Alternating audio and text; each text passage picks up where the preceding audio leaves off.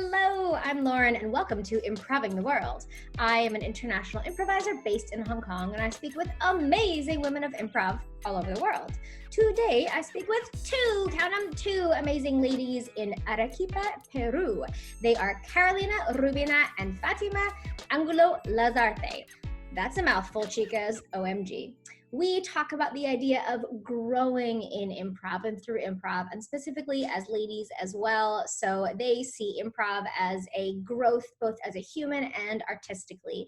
And we talk through that. And I ask your forgiveness kindly in advance for the fact that we have some internet stall and lag issues. Come on, Peru, sort out internet before all the other stuff you gotta deal with. And also, we have some translazione. I think that was Italian. Humor me. And if you want to, just turn off the video and listen, because it's a vlogcast, so it could be just like a podcast if you turn off the video. I have not one, but two guests. Bonus! Hi. Hi. Hi. Today we're talking about growing as women in improv. And this is something that you brought up because you've talked to me about how you've grown up in your improv. Carolina and Fátima, tell me, how have you grown? What does that mean to you, this growing up in improv? Dime. She started 6 years ago. For her has been a real challenge because at the beginning she felt that she was judging herself every time she went on the scene, but then every time she went on a show, she grew up a little bit more because she stopped doing that, putting labels on herself and start being more herself, not only on the shows, but it helped her also in her private life. You both improvise. What does this idea of growing up in improv mean for you? I feel that my life has a division before I started on improv and after. Before I was a very shy person. For me, starting improvising was like a light where I could be more myself, like being born again. Wow. Aspects. Yes, it was like finding aspects of myself that I could never discover without standing in front of an audience and with my partners and my friends improvising. I don't know. It's a whole new world that I wouldn't have been able to discover. Cut to a whole new world. Oh, you're talking about getting up on stage and how important it was for you to be on a stage and have people look at you and how that really changed things. Ladies, had either of you done performing before improv was different? Or was it that you had never been on a stage, you'd never done a play or theater, and improv was the first thing that you did on stage? Well, she says that she has never done anything like this before. She plays the trumpet, but she has never stand in front of an audience to stand for herself and say something, except for giving a speech, maybe. She studied law. She doesn't work on her career because she dedicates herself now to theater and improv, but she has never done something like that before improvising. And you, Fátima? I'm also a singer, but it's a total different thing because when you sing, I feel that you stay in a comfort zone. It's like you sing the words and it's like you have a mask and the audience applauds you and they like it and you present something that is very nice. But when you improvise, it's a total different thing. It's like yourself out there. You expose yourself to others, which is completely different. Yeah. And also, you're right, there's this authenticity which is involved. You ladies have a show that you do, which is a format for all women. And I want to know, is this the best improv you've ever done when you came together as all women? And I'm just crowbarring that in because I've talked to a lot of ladies now about the different improv they've done. And they talk to me about when they improvise with all women, how it feels different. So I'm wondering, how did you get to this all-female group? And was it just like shiny, shiny, beautiful, or no?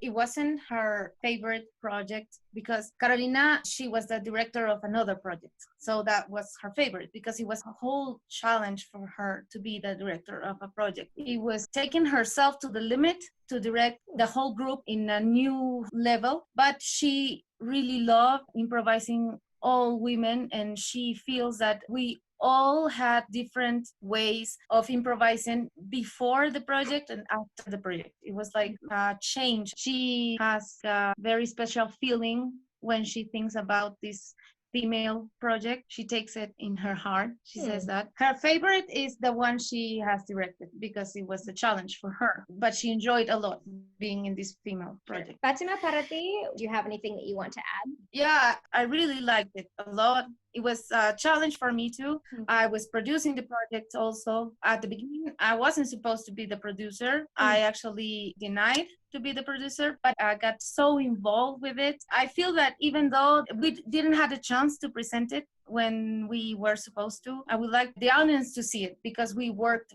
very, very hard on it. And we had many challenges during the preparation of the project. Staying on this theme for a minute about women and improv, mother, lover, daughter.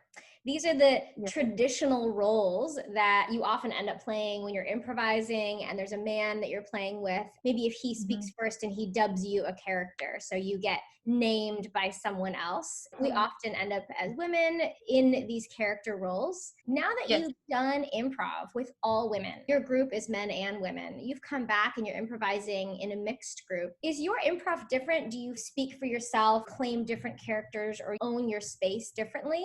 Or was it a special little space with all women? Now with the guys, you're back to mother, lover, daughter. She compares us women in the improv with Robin and Batman. Men in the past, they used to put us in the position of Robin. Now that we come back, it's completely different. They don't do that anymore. That's because we don't let them anymore. We stand for ourselves. It's completely different. We are more secure now. We show them that we are capable. We can create the story, not only them. If I understand correctly, before it felt like the guys were controlling the story. They were saying, this is what you are, and then they were creating around you. And now, well, you're a director and a producer, look at you. But now you feel like you have more of a controlling option if you want. You can help to make instead of just be. Do you want to add anything, Fatima? I feel the same. Yeah. Okay. Let's talk about the invisible elephant in the room. We all know it's a global issue. Violence against women, it's something that we struggle with in all cultures. I know that in Peru, it's something as well. There's another woman that I was talking to in Slovenia. She says that getting up on stage is a political statement, no matter what, because people are listening to you and, you know, you're going to say something and they're going to listen. Getting up on stage, all women, is a statement. Share your thoughts with me.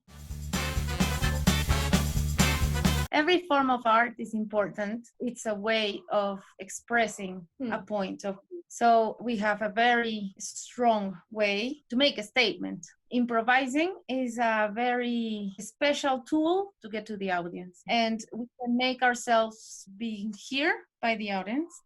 And that's what Carolina says. I totally believe in that too. But also to add a little bit, it's hard here in Peru because there's a lot of rejection with the point that we are trying to prove with the statement that we are making. There's many different thoughts here, different points of views that people have here. It's complicated. We have to find different ways to connect with the people so that we can express what we are trying to say in the best way without creating that rejection. Yeah. On that note, ladies, that brings me to my last question. I'd love for you to share your words of wisdom. ¿Cómo se dice? Palabras de wisdom. ¿Cómo se dice wisdom en español? Sabiduría. Ya, Sabiduría. Sabiduría. Sabiduría. Woo! That is a big word. Okay, your palabras de sabiduría. Sabiduría. Yes, that's what I said. That's what I said. Nailed it. That was good. Okay. So if you could speak to the younger version of you, the improv community, anyone who finds this video, they've never tried improv before, they're curious, what are your words of sabiduría that you want to share? For the people who hasn't enjoyed improv, let yourself be surprised by everything, because imagination is one of the most incredible things in life. For people who does enjoy improv or does improvise, never lose that child that you have inside of you. That's important for her. Playing and making a statement and expressing every idea that you have inside through art, that's the most important thing that we have. For the younger version of her, she would say, do it. Do improv because that's the best decision that you could ever take in your life. I agree with what she says. I would tell that younger version of myself, don't judge you. I used to judge myself all the time. Ever since I started improvising, I changed that a lot. I became a happier person. It was like a light in my life. I love it. Ladies, that was so good. And I'm going to cheat. Ready? That was really good. Sabiduría. Yeah.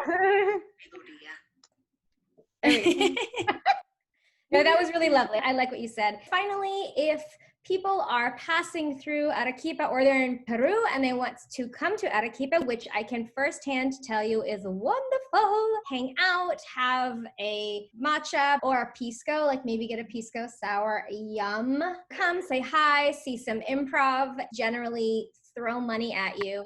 How can they find you? We have a Facebook page, Calapata Teatro. It's double C, Calapata Teatro. We are also in Instagram with double C, Calapata Teatro. Nice. Señoritas, mujeres, chicas, I don't know what to say. I want to use all-inclusive language. Thank you, todas, for your tiempo. I really appreciate it. It was so wonderful speaking with you and getting to hear from you. And thank you for the translation, Fatima. It was so good. Thank you, Fatima. I love you so much. What? You speak English? What the heck? Where you been for the last 30 minutes, girl? All right. Thanks all. This is Improving the World, and there's more where that came from. Bye. Oh, thank you, Lauren. Bye. Bye. Thank you. Entonces, did you love the video? If you did, please say kind and wonderful things in the comments down below. And they can be in Espanol or English. If you're feeling sassy, you could subscribe and look for more Improving the World. Thanks.